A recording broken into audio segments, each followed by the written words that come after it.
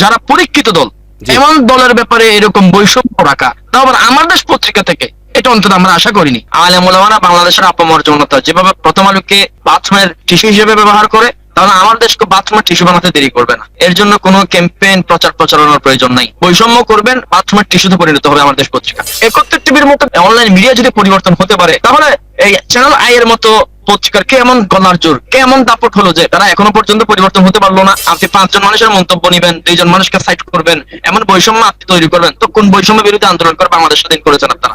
আমি এই বিষয়টা নিয়ে স্পষ্ট হয়ে গেছি যে মিডিয়া পোশাকের স্বাধীনতার ব্যাপারে যে কথাটা বলে, আসলে পোশাক পরার স্বাধীনতা না, এরা পোশাক খোলার স্বাধীনতায় বিশ্বাস করে। আমরা এই মিডিয়া থেকে একটু দূরত্ব বজায় রাখি, এজন্য মিডিয়ারও আমাদের সাথে বৈষম্য করার সুযোগ খুঁজে নেই। আসসালামু আলাইকুম ওয়া রাহমাতুল্লাহ, নাহমাদুহু ওয়া নুসাল্লি আলা রাসূলিহিল কারীম, আম্মা বাদ। সুপ্রিয় দর্শক শ্রোতা, দেশ ও প্রবাসে, কাছে ও দূরে, যে যেখান থেকেই আমাদেরকে দেখছেন ও শুনছেন, সকলকে আন্তরিক মোবারকবাদ জানাচ্ছি। আমি ইউসুফ মাহমুদি এবং আপনাদের প্রত্যেককেই আমন্ত্রণ জানাচ্ছি আমাদের আজকের এই বিশেষ ভিডিও বার্তা অনুষ্ঠানে। বন্ধুরা, আজ আমরা আলোচনা শুনব মিডিয়া যখন আলেমদেরকে নিয়ে বৈষম্য করে অথবা মিডিয়া ও তথ্য সন্ত্রাস এ বিষয়ে আলোচনার জন্য আখলাক টিভিতে ভার্চুয়ালি যুক্ত আছেন মুফতি মাহমুদ বিন মাদানী হাফিজাহুল্লাহ, যিনি আল্লামা আজিজুল হক আল মাদানী হাফিজাহুল্লাহর সুযোগ্য সাহেব জাতাও বটে, যিনি একই সাথে বাংলাদেশের তরুণ আলেমদের অহংকারও বটে।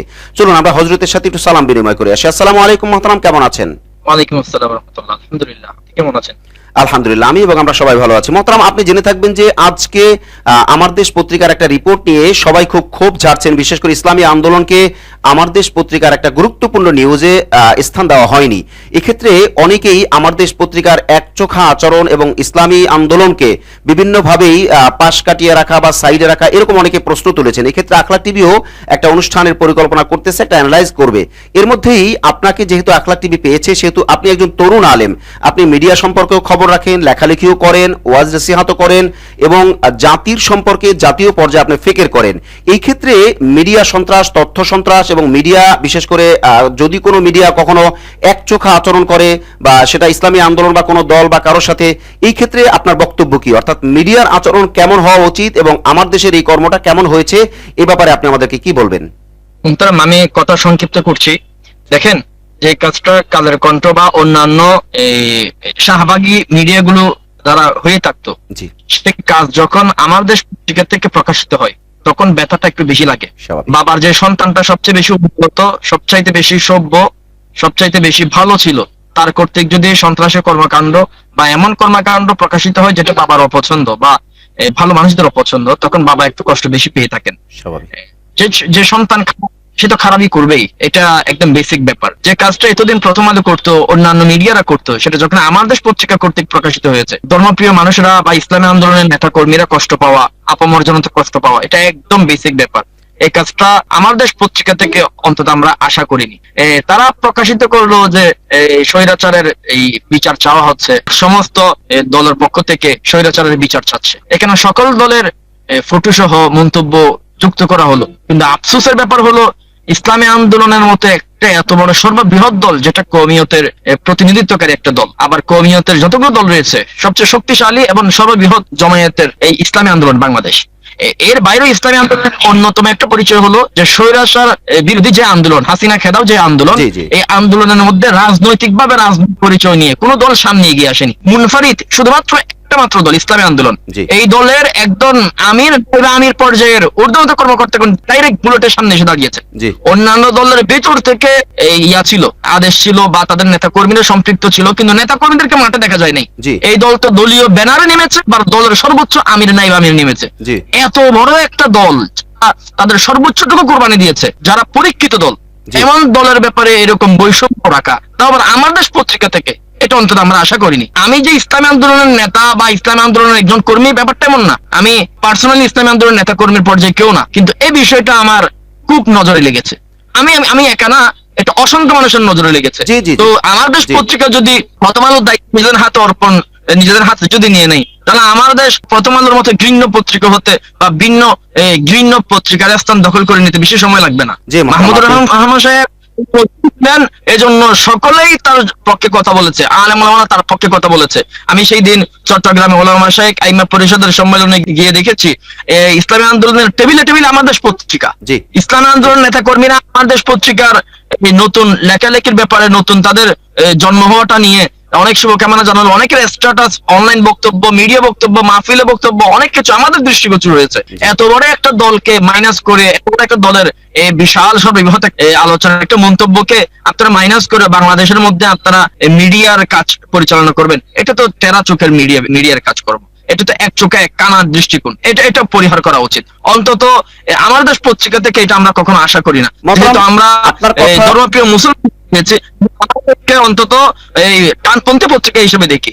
এরা যদি এক বামপন্থীদের স্থান দখল করে তাহলে এটা অবশ্যই আগামীতে এদের জন্য এটা খুব বেশি সুফল বয়ে আনবে বলে আমার মনে হয় না। মোহতারাম, আপনার কথা একদম ক্লিয়ার, আপনার কথায় কোনো রকমের বুঝতে কোনো সমস্যা নেই যে আমার দেশ পত্রিকাকে সবাই সাপোর্ট করেছে, আকলা টিভি পরিবারের পক্ষ থেকে সাপোর্ট করা হয়েছে, এবং আমার দেশকে ইসলামী আন্দোলনের দলীয় নেতাকর্মীরা তাদের টাইমলাইন থেকে বিভিন্নভাবে সাপোর্ট দিয়েছেন, এটা আমরা সবাই জানি। এবং আজকে বিভিন্ন ব্যক্তির আইডি থেকে, বিভিন্ন পেজ থেকে প্রতিবাদ করা হচ্ছে, বিভিন্ন জন মানে জিজ্ঞাসার একটা পোস্ট করছেন, এটা সবাই জানে।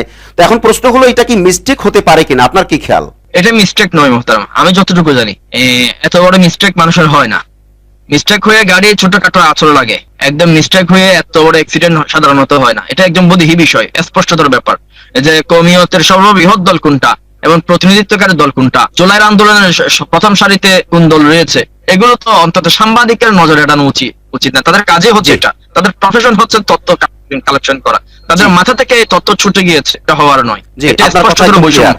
মহতারাম, আলেম ওলামারা কিন্তু মানে মিডিয়ার সাথে একটু সম্পৃক্ততা কম থাকে অথবা অনাগ্রহ থাকে, এই ক্ষেত্রে আলেমদের মিডিয়া সম্পৃক্ততার ব্যাপারে আপনার বক্তব্য কি হবে? জি মোহতারাম, জি এখানে একটা খুব গুরুত্বপূর্ণ কথা বলেছেন, আলেমদের আর একটু মিডিয়া কেন্দ্রিক হওয়া উচিত। অন্তত কিছু আলেম রয়েছেন যারা ধর্মপ্রিয় এবং খুব বেশি এহতিয়াত করেন, তাদেরকে তাদের স্থানে ছেড়ে দেওয়া। তবে আলেমদের মধ্যে যারা একটু মডার্ন বা একটু দুনিয়ার সাথে প্রাসঙ্গিকতা রাখার চেষ্টা করে, এদের মধ্যে একটা কমিউনিটি তৈরি করে তাদেরকে মিডিয়া কেন্দ্রিক গড়ে তোলা উচিত বলে আমি মনে করি। এটা উম্মাহের কল্যাণের ক্ষেত্রে, কারণ আমরা মিডিয়া থেকে একটু দূরত্ব বজায় রাখি, এজন্য মিডিয়ারও আমাদের সাথে বৈষম্য করার সুযোগ খুঁজে নেয়।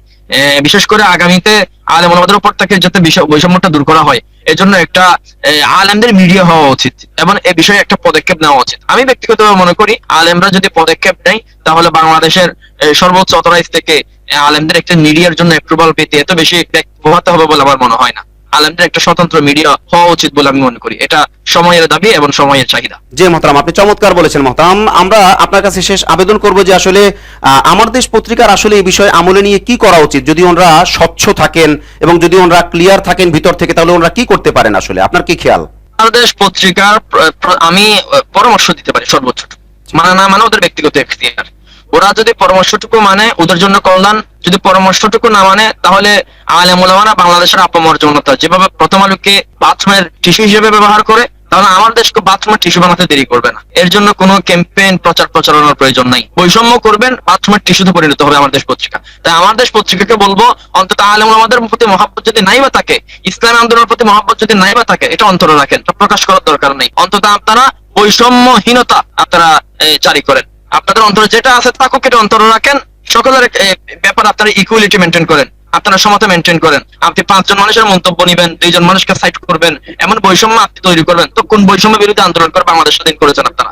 আমার একটু বোধগম্য না। তাই আগামীতে বাংলাদেশে যদি আপনারা এই কাজ চান, তাহলে সবাইকে যাতে সমান চোখে দেখা হয়, এটা আমার আবেদন আমার দেশ পত্রিকার সর্বোচ্চ মহলের প্রতি। দ্বিতীয় নম্বর কথা হলো, যদি আপনারা আমাদের কল্যাণ না চান, ইসলামী আন্দোলনের কল্যাণ না চান, আমি বলবো আপনারা আপনাদের কল্যাণ চান। সেটা হলো ইসলামী আন্দোলন বিশাল বড় একটা কমিউনিটি, বিশাল বড় একটা দল বাংলাদেশে। আপনারা আপনাদের ব্যবসায়িক স্ট্র্যাটেজি করেন, আপনারা যেভাবে সাংবাদিকতা এখন চালাচ্ছেন, এতে আপনাদের নিজস্ব কাস্টমার হারাবে। আমি বলবো আপনারা অন্তত নিজেদের পকেটের প্রতি হলে খেয়াল করেন, আপনারা ব্যবসার প্রতি হলে খেয়াল করেন, সকলের অন্তর যাতে রক্ষা হয়, সকলের বামপন্থীদেরকে সাইড করেন। আপনারা বাংলাদেশের মধ্যে এত বড় একটা সম্মানের স্থান অর্জন করেছেন ডানপন্থীদেরকে প্রায়োরিটি দিয়ে, তা আপনি ডানপন্থীদের সকলকে আপনি আপনার প্রায়োরিটি দেন। আপনি ডানপন্থীদের মধ্যখান থেকে আমার এক পক্ষকে সাইড করবেন, এর মধ্যে আমার বিতর্ক সৃষ্টি হবে না, এমন হতে পারে না। পানিতে নামবেন, আমার ভিজবে না, এমন হতে পারে না। তাই আপনারা বৈষম্যহীন এরকম একটা সাংবাদিকতা আমি আপনাদের কাছ থেকে আশা করি, এবং এটা সবাই আশা করে। মাশাআল্লাহ মাশাআল্লাহ, চমৎকার বলেছেন মহতারাম। আপনি জেনে থাকবেন যে চ্যানেল আইতেও নেকাব বিষয়ে একটা অঘটন ঘটেছে, অর্থাৎ ওনারা এই নেকাব পড়ার কারণে অনুষ্ঠান করতে দেয়নি। তার মানে আমি আপনার কাছে একদম স্পেসিফিক একদম ক্লিয়ার একটা প্রশ্ন করতে চাই যে মিডিয়াগুলোর মধ্যেও শুধু নাম ব্যানার এগুলো আমরা দেখতে চাই না। ইসলামের পক্ষে, জনতার পক্ষে, মানবতার পক্ষে বৈষম্যহীনভাবে কারা কাজ করবে, এই ক্ষেত্রে আমরা একটা আপনার কাছে শেষ প্রশ্ন করতে চাই যে আসলে চ্যানেল আইয়ের যে অনুষ্ঠানটা, এটার ব্যাপারে আপনি কি বক্তব্য দিবেন? মোহতারাম, বাংলাদেশের যে সমস্ত মিডিয়া আগেও বামপন্থী ছিল, এর মধ্যে কিছু বামপন্থী মিডিয়া এখনো পর্যন্ত তাদের স্বভাব চরিত্র পরিবর্তন করতে পারেনি। আশার বাণী এবং শুক্রিয়ার ব্যাপার হলো 71 টিভির মতো পত্রিকা, 71 টিভির মতো মিডিয়া, যারা সদা সর্বদা নাস্তিক্যবাদের প্রাসঙ্গিকতা রেখে তারা কথাবার্তা ইসলামকে অনুকূল রাখেনি, ইসলামকে কটাক্ষ করে তারা সাংবাদিকতা করেছে। আমরা দেখেছি বাংলাদেশ স্বাধীনতার পরে অন্তত সে 71 টিভি তারা তাদের ভুল পাল্টেছে। এমনকি আমি 71 টিভির একটা পজিটিভ আমি দেখেছি সবসময়, সেটা হলো 71 টিভি যখন বাংলাদেশের সবচেয়ে বেশি শাহবাগী মিডিয়া হয়ে কাজ করেছে, তখনও পর্যন্ত ফিলিস্তিন ইস্যুতে সবচাইতে বেশি স্ট্রং ভূমিকা পালন করেছে বাংলাদেশে, সেটা হচ্ছে 71 টিভি। 71 টিভির মতো পত্রিকা, অনলাইন মিডিয়া যদি পরিবর্তন হতে পারে, তাহলে এই চ্যানেল আই এর মতো পত্রিকার কেমন গলার জোর, কেমন দাপট হলো যে তারা এখনো পর্যন্ত পরিবর্তন হতে পারলো না। আজকে দেখলাম যে একটা ছাত্রী নেত্রী, নামটা ক্লিয়ারলি বলতে পারছি না, তিনি একটা স্ট্যাটাস আমার দৃষ্টিগোচর হয়েছে, তিনি তাকে ইনভাইট করা হলো টকশোর জন্য। তিনি টকশোতে যাবেন, বললেন যে আমি নিকাব পরে যাব। বলেন আপনি নিকাব পরে আসতে পারবেন না। বলেন নিকাব যেহেতু পরবেন অন্তত মাস্ক পরি, মাস্ক পরে তাকে এলাও করা হলো না। তাহলে বাংলাদেশ স্বাধীন হলো একটা মেয়ে, তিনি দাবি করতেছেন আমি নিকাব পরে যদি বাংলাদেশ স্বাধীন করতে পারি, নিকাব পরে যদি রাজপথে আমি আন্দোলন করতে পারি, নিকাব পরে যদি আমি শরীরে সংস্কার বাগাতে পারি, তাহলে নিকাব পরে বাংলাদেশের মিডিয়া, তাহলে এটা কোন পোশাকের স্বাধীনতার কথা বলে? আমি এই বিষয়টা নিয়ে স্পষ্ট হয়ে গেছে যে মিডিয়া পোশাকের স্বাধীনতার ব্যাপারে যে কথাটা বলে, আসলে পোশাক পরার স্বাধীনতা না, এরা পোশাক খোলার স্বাধীনতায় বিশ্বাস করে, পোশাক পরার স্বাধীনতায় বিশ্বাস করে না। নারীরা যদি পোশাকের স্বাধীনতার অন্তর্ভুক্ত, কিন্তু চ্যানেল আই কর্তৃক উক্ত ছাত্রী নেত্রীকে নিষেধাজ্ঞা জারি করা হয়েছে, আপনি নিকাব পরে এই কাজ করতে পারবেন না। আমি ছাত্র নেতাদেরকে অনুরোধ করে বলবো, বিশেষ করে উপদেষ্টা মন্ডলীদের মধ্যে যে সমস্ত ছাত্র নেতা উপদেষ্টা মন্ডলী হয়েছেন, আমি এদেরকে বলবো চ্যানেল আই এর প্রতি স্ট্রং কোনো পদক্ষেপ গ্রহণ করার জন্য। এই চ্যানেল বাংলাদেশে থাকার দরকার নেই। বাংলাদেশ স্বাধীন হওয়ার পরেও যদি এই চ্যানেল আই যদি তাদের এরকম ইসলাম বিদ্বেষ, নেকাব বিদ্বেষ, ফরজ একটা বিধান বিদ্বেষ যদি তারা এখনো পর্যন্ত রিমুভ করতে না পারে, বিলুপ্ত করতে না পারে, বাংলাদেশের 95% মুসলমানদের দেশে এরকম চ্যানেল আই তাদের কার্যক্রম পরিচালনা করার কোনো অধিকার রাখেন। চ্যানেল আইকে বাংলাদেশ আইন কর্তৃক, বাংলাদেশ প্রশাসন কর্তৃক চ্যানেল আইকে নিষিদ্ধ করা উচিত বাংলাদেশ উত্তপ্ত হওয়ার আগে। মাশাআল্লাহ, চমৎকার বলেছেন, জাযাকুমুল্লাহ মুহতারাম। আল্লাহ পাক আপনার ইলমে হায়াতে বারাকা দান করুক। আমরা কৃতজ্ঞ আপনার প্রতি যে আপনি একদম স্পষ্ট মেসেজ দিয়েছেন, যা বাংলাদেশের তরুণ আলেমদের পক্ষ থেকে, ইসলামী সমাজের পক্ষ থেকে এনাফ বলে আমরা মনে করি। আল্লাহ পাক আপনাকে কবুল করুন, আমাদেরকেও কবুল করুন। আজ তাহলে পর্যন্তই, দেখা হচ্ছে পরবর্তী কোনো লাইভে অথবা পরবর্তী কোনো ভিডিও বার্তায় ইনশাআল্লাহ। আসসালামু আলাইকুম ওয়া রাহমাতুল্লাহি ওয়া বারাকাতুহু।